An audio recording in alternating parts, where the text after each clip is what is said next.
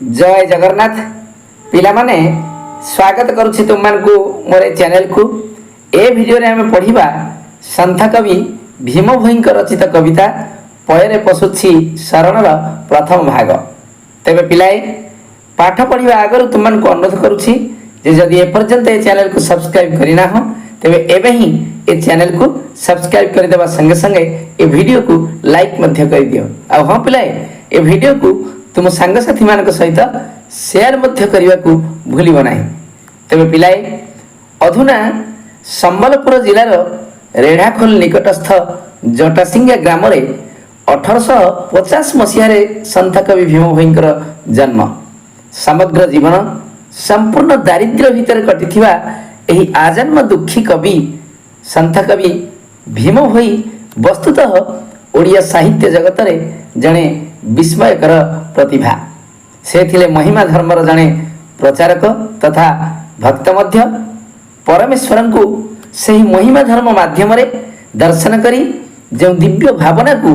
से तांकर अंतर्चक्षुरे अनुभव करिथिले ताहार प्रतिफलन स्वरूप सही प्रभुंक पाखरे निजक संपूर्ण भाव में समर्पि देई निजर लेखनी से सृष्टि करिथिले अनेक गीता भजन जणाण चौपदी एवं चौतीसा इत्यादि अमूल्य कविता ग्रंथ। तन्मध्यरे स्तुति चिंतामणि निर्वेद साधन श्रुति निषेध गीता अष्टक बिहारी गीता ब्रह्म निरूपण गीता एवं आदि अंत गीता इत्यादि अन्यतम। तो पिलाए पठित एही पयरे पशुछि शरण कविताटी ताहांक रचित स्तुति चिंतामणि ग्रंथर सप्तदश बोलीरु आधारित। शास्त्र एवं पुराण इत्यादि तथ्य संग्रह करी परमेश्वर जे किपरि ताहांक भक्तगण को शरण दे उद्धार करिसंती ठीक सेहीपरि ताहांकु मध्य उद्धार करी शरण दियंतु बोली अनुरोध करिसंती। तो पिलाए एथर आसीबा आमे कवितार पंक्ति भितर को। कवि कहउछंती जे दुर्योधन राजा पंचु पांडवंकु जौ घरे देला भरी लुचाइल काया देखाइल माया गुप्तरे कल पारी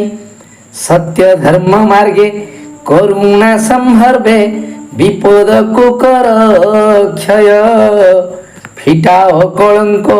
भुंजाओ सातुक्य जगतरे ठाव दियो। पिलाए कवि भीम भोई कविताटीर प्रारंभ रे प्रसिद्ध महाभारत ग्रंथरे वर्णित एक कहानी उदाहरण दे एक कथा कहउचंती जे राजा दुर्योधन पंचुपांडव को मारिबा उद्देश्य रे जौ घरे भर्ती करि देइथिला। तुम माने निश्चय कथा जानिथिबो जे जौ एमिति एक जिनिस जेउथिरे अग्नि संयोग करिबा मात्र के ताहा हुतु हुतु होई जोर रे जळि थाए एवं सहज रे ताहा लिभि मध्य न थाए। तो कवि परम ब्रह्म अनादि परमेश्वर को एक कथा कहउचंती जे हे परमेश्वर दुर्योधन पंचु पांडव को मारिबा को जौ घरे भरी देइथिला बा भर्ती करि देइथिला किंतु तुमे कोन करथिलो ना काया माने शरीर को तुमार लुचाई अर्थात निज को चिन्हा न पकाई माया देखाइल माने कपट आचरण कल एवं गुप्तरे सेमान को पारी कल अर्थात सेमान को तुमे मुक्ति कराइथिलो। पुनः कवि एक कथा कहउछंती जे सत्य एवं धर्मर मार्ग रे चलुथिबा व्यक्तिगण को ऊपरे तुमे संभर्वे अर्थात महासमारोह रे बा जहा को हम कहि परिबा आखि दृश्य भाव रे कोन करिथाओ ना करुणा बा दया आचरण करी सेमानकर विपद को क्षय कराई था बा सेमानक विपदरु सेमानकु उद्धार करि था एवं आउ कोन करो ना सेमानक कलंक को फिटाओ। पिलाए सरल भाव रे कहिले सेमानक जीवन रे थिबा समस्त दोषादोष को फिटाओ अर्थात दूरीभूत कराई सेमानक जगत रे सत रास्ता रे चलीबार खोराक जोगाओ बा सेमानकु सत रास्ता तुमे देखै थाओ। पिलाए भुंजीबा माने हेउची खाइबा। तो भुंजीबारु होईची कोन ना भुंजाओ माने खुआओ। तबे प्रभु तो आ एठी ताकू खुआइबेनी ना कौन ताहले करिवे ना वरदान करिवे। पिलाए सातुक्यर आक्षरिक अर्थ को जदि हम एठी विचार करिबा तबे सत्व रजः एवं तम एही तीन गुण को ही बुझाई थाए किंतु आमे एठी याको भलो अर्थ रे ही बुझिबा को पड़िबो बा उत्तम अर्थ रे बोली बुझिबा को पड़िबो। तेणु कवि एठी कहउचंती ଯେ ଯେଉଁମାନେ ସତ୍ୟ ଓ ଧର୍ମ ମାର୍ଗରେ ଯାଆନ୍ତି ସେମାନଙ୍କ ଜୀବନର ବିପଦକୁ ଦୂରୀଭୂତ କରିବା ସାଙ୍ଗକୁ ସେମାନଙ୍କର କଳଙ୍କ ବା ଦୋଷାଦୋଷକୁ ଦୂର କରିବା ସହିତ ଜଗତରେ ସେମାନଙ୍କୁ ସତ୍ ବା ଉତ୍ତମ ଭାବରେ ବଞ୍ଚିବାକୁ ତୁମେ ବରଦାନ ମଧ୍ୟ କରିଥାଅ ପ୍ରଭୁ। ତାପରେ କବିଙ୍କ ଭାଷାରେ କେଉଁ ଆଜ୍ଞା ହେବ ଚିରକାଳ ଥିବ ମନେ ଯାହା ଅଛି ଭାବି ଜଗତ ସଂସାର କେହି ନ ଜାଣିବେ ମୁଁ ହିଁ ଏକା ଜାଣୁଥିବି ପାଞ୍ଚାଳ ଦେଶରେ ଗୁପ୍ତ ଭାବରେ ଲାଖ ବିନ୍ଧାବର ଅର୍ଜୁନ ପଞ୍ଚୁ ପାଣ୍ଡବଙ୍କୁ ଦ୍ରୌପଦୀଙ୍କୁ ଦେଇ କଲ ଯୁଦ୍ଧ ଆଭରଣ। ପିଲାଏ କବି ଏକଥା କହୁଛନ୍ତି ଯେ ହେ ମହିମା ଗୋସ୍ୱାମୀ ପରବ୍ରହ୍ମ ପରମେଶ୍ୱର ତୁମେ ମୋ ପ୍ରତି କେଉଁ ଆଜ୍ଞା ଦେବ ବା କଣ ବରଦାନ କରିବ ସେ କଥା ମୋତେ ଜଣାଅଛି। କଣ ନା ମୁଁ ମନ ମଧ୍ୟରେ ମୋର ଯାହା କିଛି ଭାବିଛି ତୁମେ ମୋତେ ତାହା ହିଁ ଆଜ୍ଞା ଦେବ ବା ବରଦାନ କରିବ ଯାହାକି ଚିରକାଳ ପାଇଁ ମଧ୍ୟ ରହିଥିବ। ପିଲାଏ କବି ଏଠି ପ୍ରଭୁଙ୍କର ଜଣେ ପରମ ଭକ୍ତ ସାଜି ତାହାଙ୍କ ପ୍ରତି ନିଜର ଅଗାଧ ଆସ୍ଥା ଓ ବିଶ୍ୱାସ ରଖି ଏକଥା ବ୍ୟକ୍ତ କରିଛନ୍ତି ଏବଂ ଏକଥା ମଧ୍ୟ କହୁଛନ୍ତି କଣ ଯେ ତୁମେ ମୋତେ ଯେଉଁ ବି ଆଜ୍ଞା ଦେବ ବା ବରଦାନ କରିବ ତାହା ମୁଁ ହିଁ କେବଳ ଜାଣୁଥିବି ଏବଂ ମୋ ବ୍ୟତୀତ ଏ ଜଗତର ଏବଂ ସଂସାରର ଅନ୍ୟ କେହି ବି ଜାଣିବେ ନାହିଁ। ଏହା କେବଳ ଭକ୍ତ ଏବଂ ଭଗବାନଙ୍କର ଅନ୍ତର ଭିତରର କଥା ପିଲାଏ, ଅନୁଭବର କଥା ପିଲାଏ। ଭକ୍ତ ଭଗବାନଙ୍କର ସମ୍ପର୍କ ଭିତରେ ତୃତୀୟ ବ୍ୟକ୍ତି କାହାରି ବି ସ୍ଥାନ ନଥାଏ। ପୁନଃ ଏକଥା କହୁଛନ୍ତି ଯେ ପାଞ୍ଚାଳ ଦେଶର ରାଜକନ୍ୟା ପାଞ୍ଚାଳି ଅର୍ଥାତ୍ ଦ୍ରୌପଦୀଙ୍କ ସହିତ ଗୁପ୍ତ ଭାବରେ ବା ମାୟା କରି ଅର୍ଜୁନଙ୍କ ଦ୍ୱାରା ଲାଖ ବିନ୍ଧା ମାଧ୍ୟମରେ ସ୍ୱୟଂବର ମାଧ୍ୟମରେ ବିବାହ କରାଇ ତାଙ୍କୁ ପାଣ୍ଡବ ପାଞ୍ଚ ଭାଇଙ୍କୁ ତୁମେ ଅର୍ପଣ କଲ। ତୁମେମାନେ ତ ଜାଣିଛ ପିଲାଏ ଯେ ଅର୍ଜୁନ ଦ୍ରୌପଦୀଙ୍କୁ ବିବାହ କରି ଘରେ ଆସି ପହଞ୍ଚିବା ପରେ କୁନ୍ତି ସେମାନଙ୍କୁ ସାଙ୍ଗ ହୋଇ ଭୋଗ କରିବା କଥା କହିବାରୁ ପାଣ୍ଡବ ପାଞ୍ଚ ଭାଇ ଯାକ କଣ କରିଥିଲେ ନା ଦ୍ରୌପଦୀଙ୍କୁ ବିବାହ କରିଥିଲେ। ତେବେ ବାସ୍ତବରେ ତାହା ଥିଲା ଶ୍ରୀକୃଷ୍ଣଙ୍କର ପରମ ମାୟା ପିଲାଏ ନା ନାଇଁ। ତେଣୁ କବି କହୁଛନ୍ତି ଯେ ପଞ୍ଚୁ ପାଣ୍ଡବଙ୍କୁ ଦ୍ରୌପଦୀଙ୍କୁ ଅର୍ପଣ କରି ତାହାଙ୍କ ଦ୍ୱାରା ହିଁ କୁରୁକ୍ଷେତ୍ର ଯୁଦ୍ଧକୁ ତୁମେ ଆଭରଣ ବା ଆମନ୍ତ୍ରଣ କଲ। ପିଲାଏ ଆଭରଣର ଆକ୍ଷରିକ ଅର୍ଥ ହେଉଛି ଗହଣା, ଅଳଙ୍କାର ବା ଭୂଷଣ। କିନ୍ତୁ ଯେହେତୁ ଶ୍ରୀକୃଷ୍ଣ ମାୟାର ସାଇ ଦ୍ରୌପଦୀଙ୍କୁ ମୂଳ ମନ୍ତ୍ର ବା ସରଳ ଭାବରେ କହିଲେ ଢାଲ କରି ମହାଭାରତ ବା କୁରୁକ୍ଷେତ୍ର ଯୁଦ୍ଧର ଆରମ୍ଭ କରିଥିଲେ, ତେଣୁ ସେ ହେଲେ ଉକ୍ତ ଯୁଦ୍ଧର ଆଭରଣ ବା ଅଳଙ୍କାର ସଦୃଶ। ତେବେ ଆମେ କିନ୍ତୁ ଏଠି ଆଭରଣକୁ ଆମନ୍ତ୍ରଣ ଅର୍ଥରେ ହିଁ ବିଚାର କରିବା ବା ବୁଝିବା। ତେଣୁ କବି କହୁଛନ୍ତି ଯେ ତୁମେ ମାୟା ରଚାଇ ଲାଖ ବିନ୍ଧା ମାଧ୍ୟମରେ ପାଞ୍ଚାଳ ଦେଶର ରାଜକନ୍ୟାଙ୍କ ସହିତ ଅର୍ଜୁନଙ୍କର ବିବାହ କରାଇ ପଞ୍ଚୁ ପାଣ୍ଡବଙ୍କୁ ଅର୍ପଣ କରି କୁରୁକ୍ଷେତ୍ର ଯୁଦ୍ଧର ଆମନ୍ତ୍ରଣ କରାଇଥିଲ। ତ ତାପରେ ଗୁରୁଦେବ ସ୍ୱାମୀ ସର୍ବ ଅନ୍ତର୍ଯାମୀ ଅଧିକ କହିବି କେତେ ପ୍ରଭୁ ଶ୍ରୀ ଛାମୁରେ ମନର ଭିତରେ ମାଗୁଣି ମୋହର ଏତେ ସେବା ଭକ୍ତି ନିଅ ହସ୍ତ ତୋଳି ଦିଅ କର୍ମ ସିଦ୍ଧି ବିଧାନକ ଦୟାରେ ବର୍ଦ୍ଧୁତ କରି ଅବଧୂତ ସମ୍ମାନ କରି ରଖ। କବି କହୁଛନ୍ତି ଯେ ହେ ମହିମା ଗୋସ୍ୱାମୀ ପରମେଶ୍ୱର ତୁମେ ତ ହେଲେ ଗୁରୁଦେବ ସ୍ୱାମୀ ସର୍ବ ଅନ୍ତର୍ଯାମୀ ଅର୍ଥାତ୍ ସମସ୍ତଙ୍କ ଅନ୍ତରର କଥାକୁ ତୁମେ ହିଁ ତ ଜାଣିପାର ବୁଝିପାର। ତେଣୁ ତୁମକୁ ବା ଅଧିକ ମୁଁ କେତେ ବା କହିବି। ହେ ଗୁରୁଦେବ ପ୍ରଭୁ ତୁମ ଶ୍ରୀ ଛାମୁରେ ଅର୍ଥାତ୍ ତୁମରି ଆଗରେ ବା ତୁମ ପାଖରେ ମନ ଭିତରେ ମୁଁ ଏତିକି ହିଁ ତ ମାଗୁଣି ବା ମନବାଞ୍ଛା ରଖିଛି। ପିଲାଏ କର୍ମ ସିଦ୍ଧି ବିଧାନକ ଅର୍ଥାତ୍ ପ୍ରତି କର୍ମ ସିଦ୍ଧିର ଯିଏ ହେଉଛନ୍ତି ବିଧାନକ, ମାନେ ଯାହାଙ୍କ ଦ୍ୱାରା ପ୍ରତ୍ୟେକଟି କାର୍ଯ୍ୟ ସିଦ୍ଧି ହୋଇଥାଏ। ସରଳ ଭାବରେ କହିଲେ ସେଇ ହିଁ ତ ହେଉଛନ୍ତି ବିଶ୍ୱନିୟନ୍ତା ପ୍ରଭୁ ପରମବ୍ରହ୍ମ। ତେଣୁ କବି କହୁଛନ୍ତି ଯେ ହେ କର୍ମ ସିଦ୍ଧି ବିଧାନକ ତୁମେ ମୋର ଭକ୍ତି ଭରା ସେବାକୁ ଅର୍ଥାତ୍ ଆନ୍ତରିକ ସମ୍ମାନ ସ୍ୱରୂପ ସେବାକୁ ହସ୍ତ ତୋଳି ବା ହାତ ବଢ଼ାଇକିରି ନିଅ, ମାନେ ଗ୍ରହଣ କରିକିରି ମୋତେ ମୋ ମାଗୁଣିକୁ ବା ମନସ୍କାମନାକୁ ପ୍ରଦାନ କର। ପିଲାଏ ବର୍ଦ୍ଧୁତ କହିଲେ ବଢ଼ିଥିବା ଏବଂ ଅବଧୂତ କହିଲେ ସର୍ବଶ୍ରେଷ୍ଠ ସନ୍ନ୍ୟାସୀ ବିଶେଷ। ଯେହେତୁ କବି ଥିଲେ ମହିମା ଧର୍ମର ଭକ୍ତ, ତେଣୁ ସେ ତାଙ୍କର ଗୁରୁଦେବଙ୍କୁ ଈଶ୍ୱର ଆସନରେ ଅବଧୂତ ବୋଲି ସମ୍ବୋଧନ କରିଛନ୍ତି।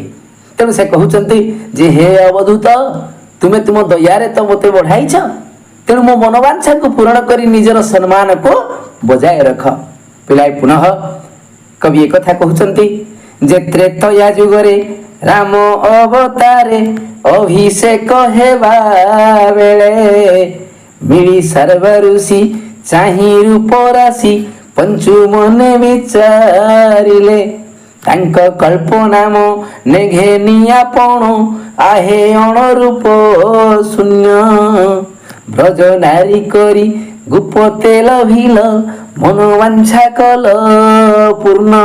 पिलाए कवि त्रेतया युगर रामायण रू गोटाए उदाहरण देइचंती एठी तुमे तो जानिଛ पिलाए जे भगवान विभिन्न युगरे विभिन्न अवतार रे जन्म ग्रहण करिचंती ए धरा पृष्ठ रे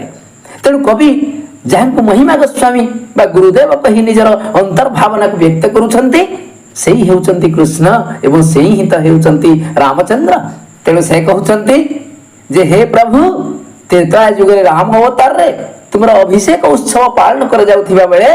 सेठारे रुंड होइथिबा समस्त मुनि ऋषिगण तुमरी रूप को चाहि सेमान को पंचुमन रे विचार कले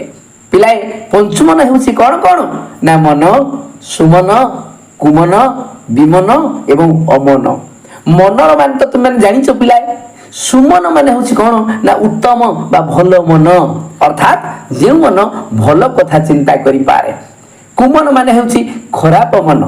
बा जे मन खराब कथा चिंता करे विमन माने होछि कोन ना आनमना बा जे मन सर्वदा अथय होथाय एवं शेषटी अमन अर्थात जे मन कोनोसी चिंता को केबे गुरुत्व देइ न थाए तो त्रेतया युगरे रामचंद्र अभिषेक हेबा बेले ताहंकर दिव्य रूप को देखी बा चाही सेठारे उपस्थित थिबा समस्त मुनि ऋषिगण सेमान को पंचमन रे बा पांचमन को एकत्रित करी प्रभुंकर सानिध्य पाइबा को विचार करिथिले बा मनस्थ करिथिले पिलाए अणरूप माने होछि कोन ना जाहंकर रूप न थाए मनीष सिना ईश्वर को निजर परिकल्पित रूप रे सजाई पूजा करे पिलाए प्रकृत रे किंतु ईश्वर बा भगवान कर किछि भी रूप न थाए पिलाए नै रे पिले भगवान कर कोनोसी भी रूप न थाए वास्तव रे से होचंती निराकार ब्रह्म रूप रे अरूप अरूप रे रूप तेणु कवि कहउचंती जे हे अणरूप शून्य प्रभु सही मुनि ऋषि मानकर पंचमनर कल्पना बा भावना को तुमे जानि पारी कोन कल ना सेमान को ब्रज नारी अर्थात गोप नारी भाव रे सृष्टि कराई गुप्त रे बा सेमान को न जणाई सेमानकर मनोवांछा को पूर्ण कराइल तो पुनः कवि कहउचंती जे मोहि सिना अंतर गतरे भावना करूअछि निरंतरे चाहि देले हरि जीवी मुनिस्तरी करुणा जल सागरे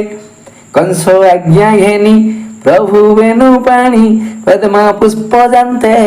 तोली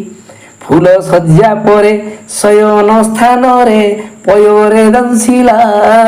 काली पिलाए अंतर्गत रे अर्थ कोन ना अंतर भीतर निरंतर माने अंतर न थाई बा व्यवधान अर्थात विश्राम न थाई निस्तरी माने हेउची मुक्ति बेनु पानी रे जहार से किए ना बेनु पानी बेनु माने पिलाए बहिसी तो बंसी कहर हाथ रे थाए ना प्रभु श्री परम दयामय जशोदा नंदन नंद प्राणधन राधांक जीवन श्री कृष्ण का हाथ रे ए नुहे तेणु बेनु पानी कहले श्री कृष्ण को बुझाए एवं पयोरे माने कोन ना पादरे तेणु पिलाए कवि कहउचंती जे मु मोर अंतर भीतर केवल आपन को ही निरंतर भावना करूअछि हे हरि तुमे खाली मते टिके चाहि देले ना मु तुमर करुणा रूपक जल सागर रे धोई होई निस्तर जीवी बा मुक्ति पाई जीवी एवं आ कोन कहउचंती ना हे प्रभु बेनुपाणी बा श्री कृष्ण तुमे कंसर आज्ञा घेनी बा कंसर आदेश को पालन करी पद्म पुष्प तोलिबा को जाइथिबा बेले फूल सज्जा ऊपर सोइथिबा काली बा काली नाग तुमर पाद को दंशन कला तुमे माने तो जानिथिबा कथा पिलाए जे प्रभु श्री कृष्ण को मारिबा उद्देश्य रे कंस कोन करिथिला ना तांको काली हृदयरु लक्ष्य भार पद्म तोली करी आनी देबा को आदेश करिथिला प्रभु श्री कृष्ण मध्य तार आदेश को पालन करी पद्म पुष्प तोलिबा को जाइथिबा बेले से हृदय पुष्प सज्जा ऊपर सोइथिबा काली नाग प्रभुंकर पाद को दंशन करिथिला सेही कथा ही एठी कवि परिप्रकाश करिसंती तो पिलाए ए भागर पाठ को एठी रखिबा अवशिष्ट अंश परवर्ती भागरे पढिबा वीडियो को लाइक और शेयर करिवो एवं ए पर्यंत सब्सक्राइब न करिथिले एबे ही ए चैनल को सब्सक्राइब करि देबो रहुछि धन्यवाद।